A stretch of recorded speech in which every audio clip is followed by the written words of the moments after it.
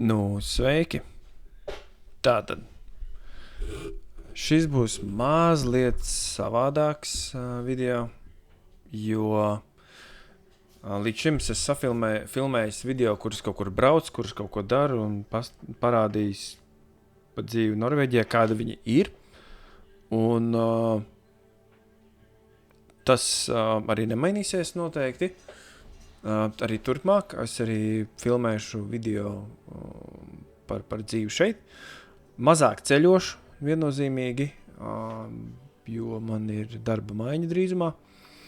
Un tas darbs ir ar ceļošanu 0. Lūk, un tas ir tas, kas man ir vajadzīgs šobrīd. Un tas ir tas iemesls īstenībā, kāpēc taisu šo video. Un runa ir par tādu lietu kā panikas lēkmes. Es zinu, kad ir noteikti dzirdēts kaut kur, kaut kas, iespējams kādam kaut kas ir tam līdzīgs bijis, bet man liekas, ka par šādām lietām ir jārunā, jo tā ir dzīves realitāte gan Latvijā, gan arī šeit Norvēģijā. Man tā ir realitāte. Tātad, lai jūs saprastu, pa ko iet runa, ja jums gadījumā nav nejausmas, pa ko iet runa, tad es varu nolasīt definīciju no kas tas ir Vesela pasaule LV. Tātad lēkmes laikā cilvēks piedzīvo intensīvu trauksmi, ko var pavadīt citi simptomi. No svīšanas līdz derealizācijas jeb nerealitātes sajūtai. Lēkuma laikmā cilvēks nekontrolē situāciju, rodas stipras bailes, ka var notikt kaut kas šausmīgs vai nomirt. Jo nomirt jau nav nekas šausmīgs, vai ne? Jocīgi raksta. Sajūta prātā pēc lēkmes aktīvās fāzes beigām trauksmes sajūta var saglabāties vēl stundu. Ja panika ir atkārtot un biežas, tas var izraisīt izteiktu, gandrīz nepārtrauktu raizēšanos par panikas atkārtošanos. Nepatīkamām sajūtām periodiski turpinoties cilvēks pamazām sāk sašaurināt savu dzīves telpu. Mazāk iziet sabiedrībā, izvairās no braukšanas sabiedrības transportā, izvēlas mierīgāku nodarbošanos, baidās viena iziet no mājām, reizēm atsakās no mācībām, pārtrauc strādāt un tā tālāk. Panikas lēkme ir nepatīkama pieredze, taču tā nav diagnoze uz mūžu. Moderna panikas lēkme ārstēšana ļauj tai ar to tik galā un ievērojami uzlabot cilvēku dzīves līmeni. Tātad, īsumā, tā ir panikas lēkme. Tādiem vienkāršiem vārdiem sakot, panikas lēkme ir stresa situācija, ja jums ir piemēram stresa situācija kaut kāda bijusi, vai pieņemsim ilgstoši ģimenē nesaskaņas vai darbā jums ir viss kaut kas slikts. Tad pēkšņi notiek kaut kāds klikšķis, slēdzis vai triggers, kas to panikas lēkmi izraisa, un attiecīgi tad tā panikas lēkme imitē daudz dažādu slimību simptomus, kā pieņemsim, varētu būt asma vai sirds klauves vai kaut kas tam līdzīgs. Un daudzreiz cilvēki tās lietas, pat arī kaut kādu insultu un trieks. Un daudzreiz cilvēki tās visas lietas pieņem kā tās slimības, kaut gan patiesībā tā ir tikai trauksmes lēkme. Un šī lieta ir bijusi zināma jau tā kā viņi ir bijusi visu laiku, bet mūsu modernajā pasaulē viņi ir tā kā palikusi daudz aktuālāka, jo mums ir svarīgi laiki, mums ir svarīgs tas un šitas, un viss tā sociālā vide un vispārējais, un mums jābūt labākiem, un līdz ar to tad Šīs lēkmes piemeklē daudzreiz vairāk jauniešus, cilvēkus jaunākos jaunākus cilvēkus. Un, kādi ir simptomi? Tātad pātrināta sirdsdarbība, sirdsklauves, pastiprināta svīšana, drebuļi, trīsēšana. Apgrūtināta elpošana, elpas trūkums, smakšanas sajūta, pātrināta elpošana, sāpes un diskomforts kreisajā krūšu pusē, galvas reipšana, sajūta, nestabilitāte, viegluma sajūta galvā vai stāvoklis pirms ģīpšanas, tirpšanas, sastinguma vai duršanas sajūta, piemēram, rokas kājas kļūst augstas, karstuma vai augstuma viļņi, slikta dūša vai citas gremošanas orgāniem saistīts diskomforts. Tātad ļoti daudz no tā uzskaitītā es konkrēti esmu piedzīvojis daudz gadu garumā. Un tad es jau vēl nezināju, ka tā ir trauksme, ka tas ir panikas lēkmes. Tad daktere norakstīja uz nepareizu uzturu, to, ka es ēdu smagas lietas, smagus produktus, ko man kuņģis nespēja sagramot, vēl, ka man tur kaut kas tur klapītas vaļā kaut kādam kuņģim vai ko. Citi dakteri teica, ka man esot vienkārši ausīs sērs, un līdz ar to man galvā esot kristāli, kas kaut kur neiet kopā, un līdz ar to tas līdzsvars neturās. Citi dakteri teica, ka man esot nosprostos asins vadi, un viss kaut kas tam līdzīgs. Teorijas bija ļoti daudz, es esmu taisījis MRA, es esmu taisījis galvas magnētisko rezonanci. Es ceru, ka tas nebija viens tas pats. Bet es esmu izgājis ļoti daudziem visām lietām cauri, lai saprastu, kas ar mani notiek. Un tas ir noticis jau daudz gadu garumā, jā. Parasti tas bija tā kā mazāk, tie simptomi bija tādi, kaut kad vēders nestrādā, kaut kad ir kaut kāds reibonītis, roku tirpšana, pirkstu tirpšana, augstas kājas, tas ir bijis diezgan regulāri kaut kādu, un tad vienmēr tas tika norakstīts uz kaut ko, nezinu, uz kaut ko, jo īsti jau nezinu, kas tas ir, un tad tiek norakstīts kaut kādu paiku, vai te apsēdies, vai, nezinu, pārvingrojies, vai, vēl sasinko. Līdz ar to tad visas tās lietas, tagad skatoties uz to, tad es saprotu, ka tā ir bijis tomēr tā trauksmes lēkme. Un kāpēc es par to runāju? Es runāju par to, ka es dzīvoju Norvēģijā, un man salīdzinoši nesen bija pirmā nopietnā, nevis pirmā, bet kārtējā nopietnā trauksmes lēkme, pēc kuras uzzināja, ka tā ir trauksmes lēkme. Jo tā vēsture tām trauksmēm ir diezgan sena. Tāda viena no lielākajām bija Holandē, kad es strādāju tomātu siltumnīcās. Tur ir tāda sistēma, ka tev ir jāstrādā daudz, tev jāstrādā ātri un jāstrādā efektīgi. Un, lai to visu izdarītu, tad parasti dzērām enerģijas dzēriens, visādas tādas lietas. Un kas notiek? Notiek pārslodze un viss pārējais, un pēc tam vienā jaukā dienā man sākās tā lēkme. Tad es nezināju, ka tā ir tā lēkme, bet man sākās tirpt rokas kājas, pazudu vienā pusē tā kā sajūtas sejā, ķermenī. Protams, ka man ir stress nenormāls, tas rada vēl ģīpšanas un reiboņus, vēl visādas sliktas lietas. Es zvanu loģiski ātriem, gāju pie kaimiņiem, latviešiem, man nebija telefons, tad gāju, lai zvanītu, lai ko, un izgāju ārā, un tad es vienkārši paģību, un tad man ātrie uzlaucīja no asfalta. Aizveda pie sevis, es atceros, viņi iedeva kaut kādu tabletu, un es vienkārši gulēju, un ar laiku man, pēc laika man palika daudz labāk, un pēc tam vienkārši man palaida mājās, es pat gāju kājām mājās.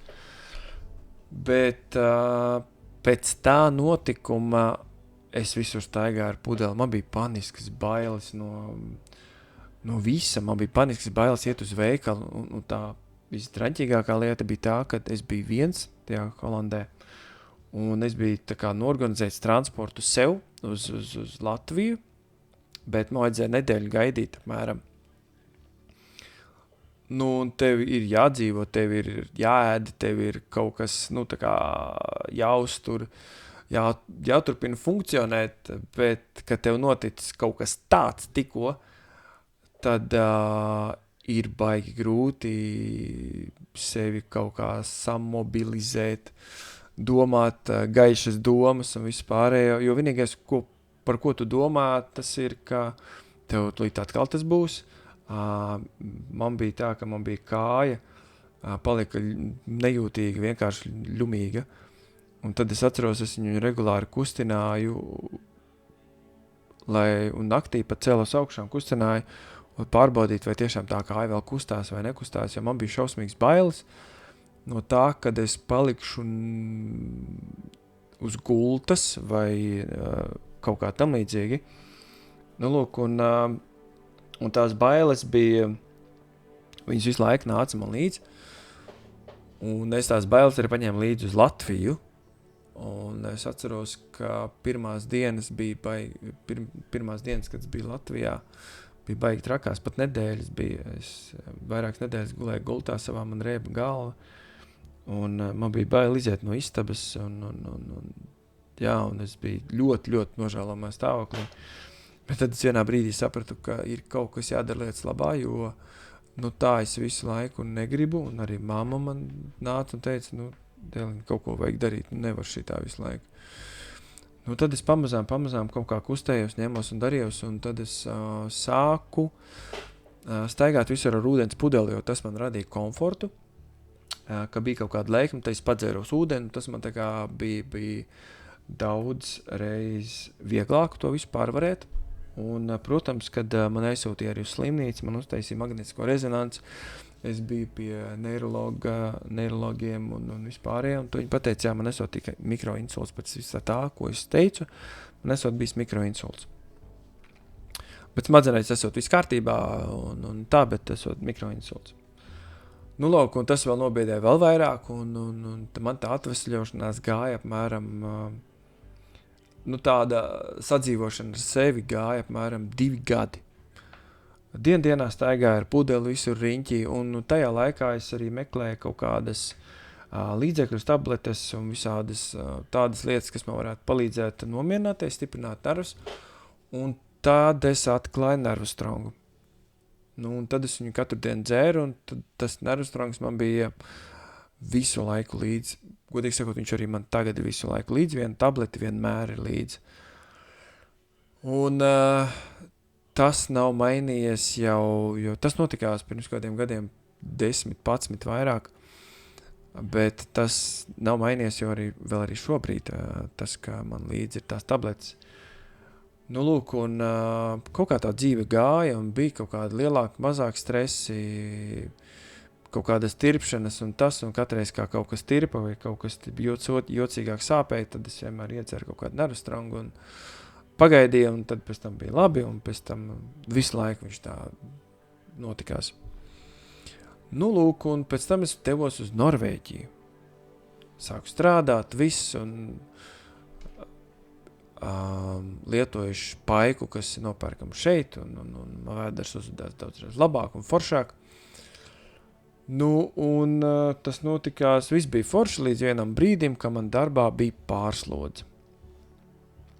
Jo, kā var redzēt manos iepriekšējos video, tad es diezgan daudz ceļoju un strādāju garas stundas, un tas darbs ir diezgan smags emocionāli un fiziski. Lūk, un tu vienkārši tā kā iztukšo sevi, un vienīgais, kas tev paliek, tā ir čaula kaut kāda, un ilgi jau tas organisms uz kaut kādu labdarību jau nedarbojās. Viņš vienā brīdī pasaka paldies, un viss. Un pirmā tāda atkal trauksme, kas bija tāda lielāka, tā notika pirms pāris mēnešiem, ka es atkal biju kārtējā ceļojumā, bet tas bija kaut kādas stundas brauciens, komandējums stundas brauciens, bija vairāk. Un es biju šausmīgi pārguris, noguris, un tai kompānijai tā loģika, tā politika ir tāda, ka, ja es braucu uz tuvākiem objektiem, man vajadzēja braukt uz turieni 1,5 stunda un jānostrādā obligāti 8 stundas, un tad es varu braukt tikai mājās, kas atkal ir 1,5 stundas brauciens. Nu, lūk, un strādājot uz vietas, es katru dienu tā darīju, jo man bija opcija vai nu tā darīt, vai nu palikt uz vietas, kaut kādā briesmīgā vietā, bez normālas paigas, bez nekā. Es, protams, izvēlējos braukāšanu, un tā vienā no dienām, ka vajadzēja braukt, es biju ļoti, ļoti pārgurs, man vajadzēja instalēt visādas, uzstādīt visādas lietas. Un sanāca tā, ka es uzstādīju vienu no pēdējām lietām, ko man vajadzēja darīt, un viena no detaļām svarīgām, lai to pabeigtu, man iekrita tā kā pagrabā. Nu, lūk, un tad es daudz neko nedomājams nokāpu lejā pagrabā, viņš kaut kādā 8 metru dziļumā. Pa trepītēm gāja lejā, spēru pāris soļu un jūtu, kad es nevaru pēlpot. Ka trūkst elpa, jūtu, ka es sāku ģībt un smakt nost.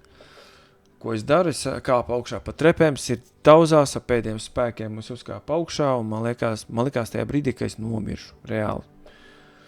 Nu, lūk, un es biju tā pārbies, ka es pazvanīju pat mammai un raudāju. Jā, pieaudzis cilvēks, zvanīja mammai, raudāju. Vienkārši, nu, es biju šausmīgi pārbies par sevi un par savu veselību un par to, ka nevienu neredzēšu vairāk.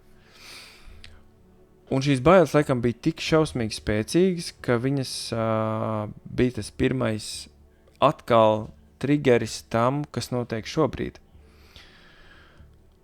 Un otrā reize, kad bija tāds lielāks triggeris šeit Norvēģijā, tas bija pirms pāris nedēļām, kā es strādāju darbā, un atkal bija tāda sajūta, ka pēkšņi tāda sajūta, kad trūkst elpa un smoku nost un krūtīs spiež un viss slikti. Un, jā, un tad es, ko es daru, es, protams, mēģinu iziet ārā, pēlpot un visas pārējās lietas, pārā, pēlpoju, paliek tā kā mazliet labāk, un ieejot iekšā, atkal, protams, paliek sliktāk. Nu, lūk, un es tā vairākas reizes darīju, un sapratu, ka nebūs īsti labi, un sapratu, ka jābrauc ir uz Lēgavakti, kas ir ātrā palīdzība. Un iesēdos mašīnā, un braucu, un jūtu, kad ir slikti. Un jūtu, kad ir vēl sliktāk paliek.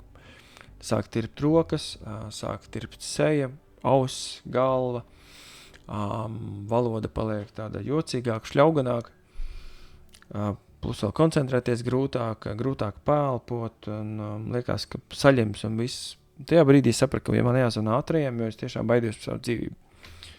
Jo tajā brīdī es vēl nezināju, kas tas ir un kā ar to cīnīties. Zvanīju ātrajiem, un viņi saka, stājās malā, nevar braukt tādā stāvoklī, bet es kaut kādā veidā, viņi man uzdeva visāds jautājumus, laikam noturētu pie dzīves, pie apziņas, un es nonācu līdz turienē, un tad ārsti man tā kā paņēma pie sevis, viņi izmeklēja mani, sirds, plaušas, asinis, visu, un tad viņi pateica, ka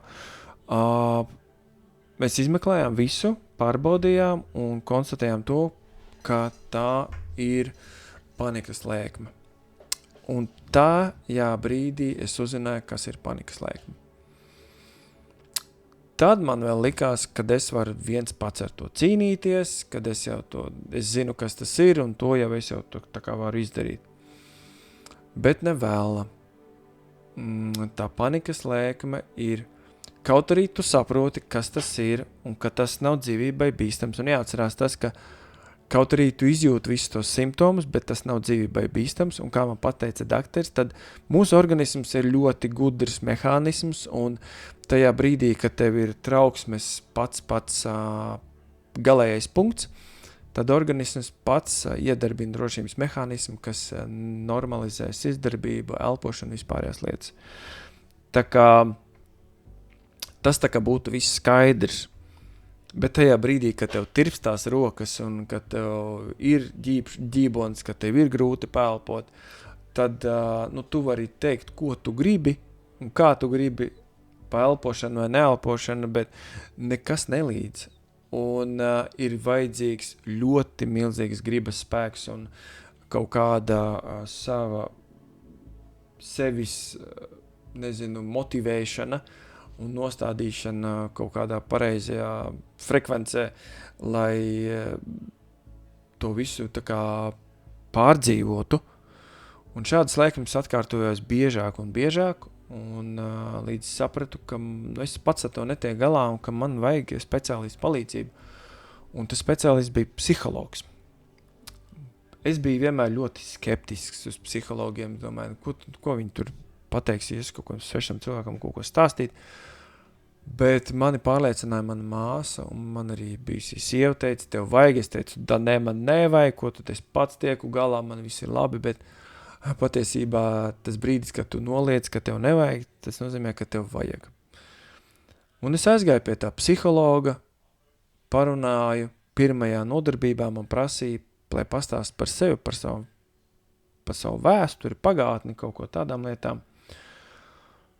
Nu, un tad, kad es jau to biju pastāstījis, tad daktars sastādīja kaut kādu to ainu kopējo, kas ir, kas nav.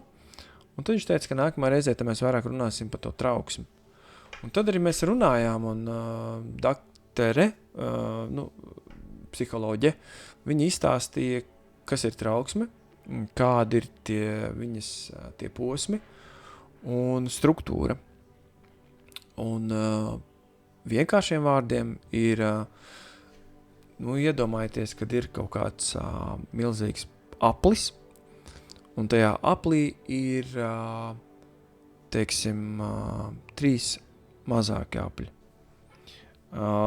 Viens no apļiem ir trauksme.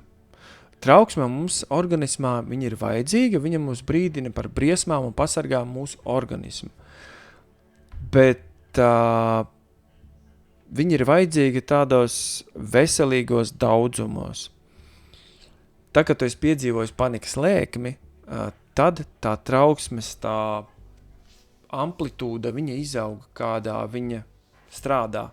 Ja sākumā viņa ir tā kā mazāka, viņa ir mazāk koncentrējās uz kaut kādām lietām, sāpītēm vai tirpšanām vai visādiem tādiem, tad pēc tam tu jau vairāk koncentrējies tādām lietām un tev ir tā amplitūda lielāka. Respektīvi, kaut kas iesāpās vai kaut kas ne tā ķermenim, tu jūti ne tā, tad uzreiz iedarbojas trauksmes situācija un sveiki.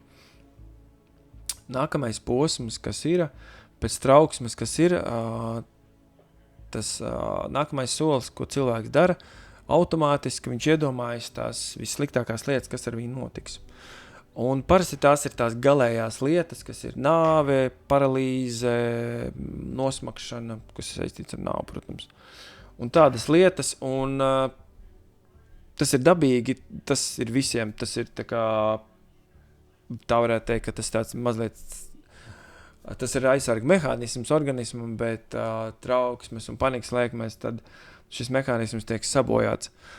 Nu, un nākamā lieta, ko mēs darām, mēs mēģinām to ātri visu atrisināt un meklējam kaut kādus veidus, ceļus, kas mums palīdz to trauksmi ātri izbeigt. Tas varētu būt zāles, tas varētu būt loga atvēršana, tas varētu būt ūdens, kas arī man bija, tas varētu būt kaut kādas, nomierinošās tēņas vai kaut kas tam līdzīgs. Nu, jebkas, kas tev to situāciju liek, to sajūtu liek nomērdēt, tā kā izbeidzināt ātrāk. Nu, un pēc psiholoģijas teiktā, ka tas ir baigi nepareizi. Tas ir tieši tas, ko nevajag darīt, jo, kā izrādās, tad šādā veidā mēs vienkārši iekonservējam šo trauksmes sajūtu, šo amplitūdu uz nākamu vēlāku laiku. Un pēc tam šādi mēs iekonservējot šo sajūtu, viņi rodās aizvien biežāk un biežāk un biežāk un biežāk, un līdz ar to viņi paliek konstanta visu laiku. Un tas, ko būtu jādara, ir tas viss jāpiedzīvo un jāļauj tam visam tā kā sākties un beigties. Un iestāstīt tajā brīdī, ka tas ir pārējoši, ka tas nav nāvējoši, ka tas vienkārši tā ir, ka tu tā tagad jūties, bet tev noteikti būs labāk, jo vienmēr ir labāk. Un tā tas vienmēr arī ir. Un tas ir tas, ar ko tev ir jāstrādā.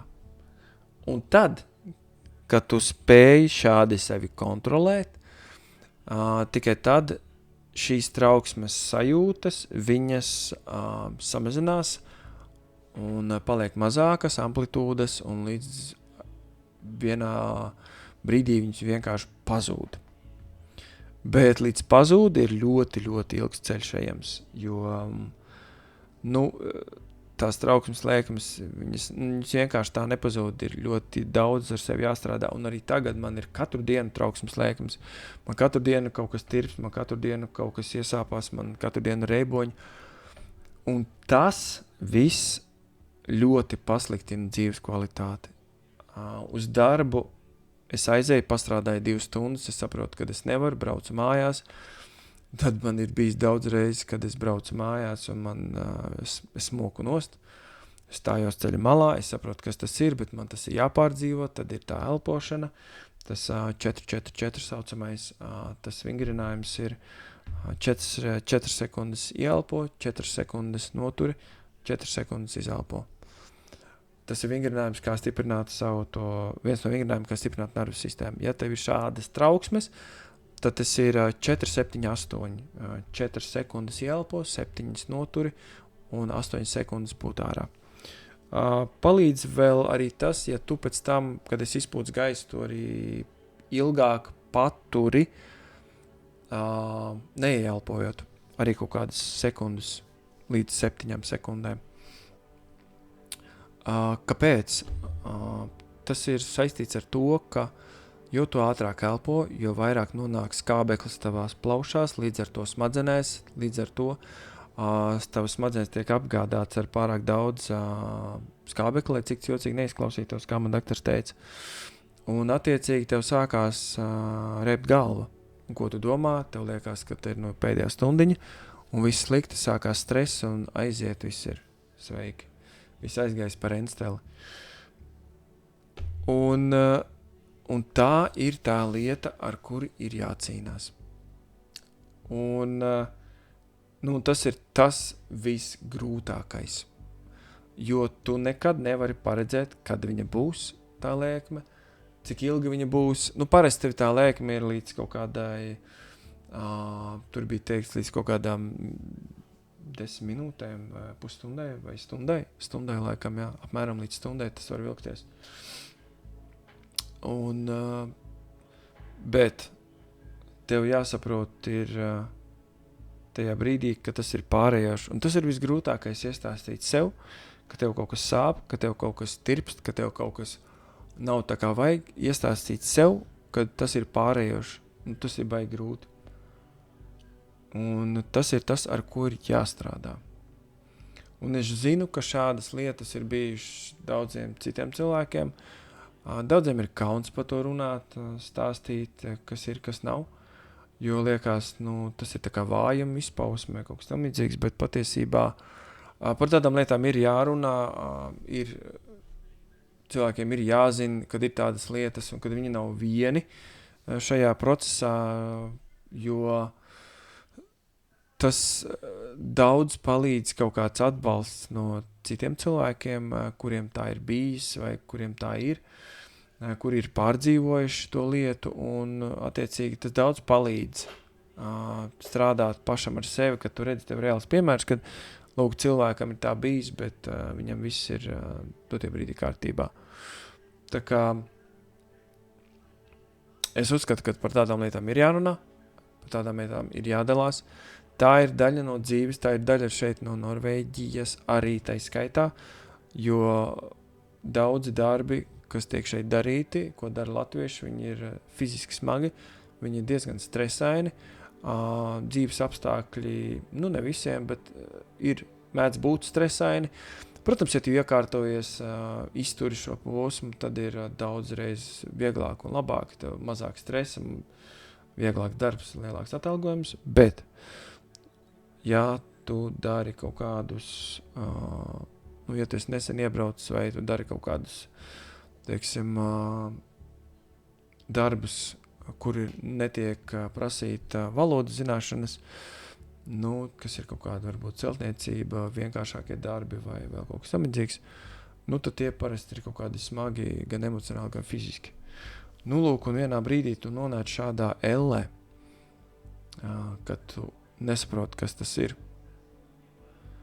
Tā kā tas ir tas, ar ko es gribēju padalīties, jo nevienmēr ir just fun un skaisti skati un viss kaut kas tam līdzīgs, bet ir arī tā realitāte, ka tev vajag ar to tik galā. Un tagad ir tā, ka es esmu vēl dabūjis vīrusu, kas arī nepalīdz. Tad man ir temperatūra, man ir tā jau slikti, plus vēl reiboņi, ģīboņi, un plus vēl kājas tirpst un locītavas, un paliek mazjūtīgākas un viss. Un tas baigi nepalīdz visā tajā procesā. Un vienu dienu tev ir labi, un nākamajā dienā tev nav labi. Aizej uz darbu, tev kairina un satrauc trokšņi, gaismas, žibināšanas, viss tādas lietas satrauc, tas rada stresu. Un tev ar to jātiek visu galā, jo ģimenes ārsti šeit ir, ja tev noveicās, tad ir labi, bet mana ģimenes ārsts nav paveicies, man ir no kaut kāda arābieta vai indieta, es īsti nesapratu, kas viņi ir. Un viņai tā darba, tā ētika ir tāda, ja tev kājas rokas nekrīt nost, tad tev viss ir kārtībā. Kaut gan Norvēģu ģimenes ārsti, viņi ir tādi, ka, ja tev ir kaut kāds bijis smagāks posms dzīvē, emocionāls vai kāds, tad viņi to uzskata arī par slimību, un tā tiek ārstēta, un tev tiek dots laiks atveseļošanās, slimības lapu uz mēnesi vai pat vairāk. Lūk, un man tā daktari nav. Viņa man te spīdzina ik pa pāris dienām tikai dot kaut kādas slimības lapas, un tad es esmu spiests iet uz darbu un kaut kā savākt sev rokās un mēģināt izturēt to dienu, jo rēķini jāmaksā, būsim godīgi. Viss tās lietas, bet ir ļoti, ļoti, ļoti grūti tādā stāvoklī kaut ko padarīt loģisku vai racionāli vai produktīvi, ja tu visu laiku un galvenais ir tas, ka tu apzināti jau tu nedomā par tām lietām. Viņš vienkārši tev ir nemieris, tev ir kaut kāda trauksme visu laiku par kaut kādām lietām. Tu domā par vienkārši stulbām lietām. Tu domā, ka ties uz veikalu, tev nebūs tur gaisa, vai tu brauks uz darbu, tev darbā noteikti paliks slikti. Un tu neapzināti visas tās lietas domā, un tas nepalīdz vispār nemaz visā tajā procesā. Tā kā, es domāju, ka uz šīs notas arī beigšu šo video. Vairāk jau kā podcasts vai dialogs. Kas tas ir īsti. Tā kā, šis ir savādāka formāta video. Nākamajā video noteikti būs daudz priecīgāk un foršāki. Man vēl doma ir uzaicināt kādu šeit no latviešu norvēģiem, tā kā parunāt ar viņu, ar to konkrēto cilvēku, lai pastāst savu kaut kādu dzīves pieredzi, to, kā nonāca Norvēģijā, ko viņš dara, kaut kādu bišķi savu vēsturi, to. Tāda doma ir piecināt un lai padalās, jo parasti podkāstos ir kaut kāda slavena, pazīstama cilvēki, bet šeit Norvēģijā latvieši jau ir vienkārši parasti cilvēciņi, kas arī pelna naudiņu smagi un daudz Latvijā īsti nesaprot, kā tas notiek, un tad man doma ir tāda, kā paaicināt cilvēciņus un lai viņi pastāsta savu dzīves pieredzi, kā viņi nonākuši Norvēģijā, kā viņi gājuši cauri un visam pārējām, lai plašāka auditorija tomēr uzzinātu realitāti, nevis tikai skaistos skatus un Facebookos un sociālos mēdījos. Tā kā nākamajā video noteikti būs priecīgāk. Šis bija tāds vairāk tāds pārdomu video. Bet, paldies, noklausījies, noskaties šo visu video. Ja tev tas viss noderēja, man ir ļoti liels prieks, jo es uzskatu, ka par to ir jārunā un ka tādām lietām ir jāstāsta un jādalās. Un, ka tas nav vājuma izpausme, ka tas ir vienkārši dabisks ķermeņa izsīkums. Un tas ir vienkārši signāls tam, ka tavs ķermenis ir novārdis un viņš grib atpūsties. Tā kā liels paldies, un tad jau tiekamies kādos nākamajos video.